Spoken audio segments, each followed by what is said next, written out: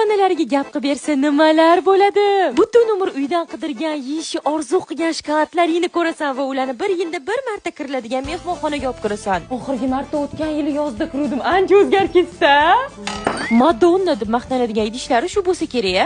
Ana dugona joylari ham kelib oldi. Endi bularni sassiq oyoq kiyimlarini taxlash kerak. Ichkariga bitta kirsang, bitta ham gap tushunmaysan. Lekin bular bir-birini eshitib, tushunib ham tengma-teng gapiryapti. Dugonalar yig'ilsa nima ham bo'lardi? Albatta g'iybat. Bunaqa joyda tema bo'lishdan Xudoni o'zi asrasin. Shiyodagi qaysidir go'sht meni rizqim bo'lishi kerak edi o'zi. Eng qizig'i ovqat yeb turib ham jahtimmasdan g'iybat davom etdi. Idish tovolarni ham yuvish kerak. Zebo, men bularni ham yuv qizim. Nima banan po'chog'i? O'z dasturxonda yegim kelgan bitta banan bordi, shuni ham yeb tashlashibdi. Bugun ishlab kiyimlaring dabdala bo'ladigan kun. Urra, ketishdi. Endi mehmonxonaga hujumga degan chog'imda oyim bitta dugonasi bilan qaytib keldi-yu. Ular yeb ichguncha men gilamni gulini o'ynab tura qolaman. Chunki u paytda telefon bo'lmagan.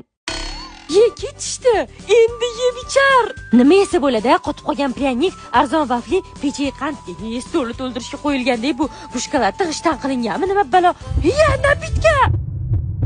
Как раз Turkun aka adin o'rtoqlari keladi. Ularga qo'yamiz.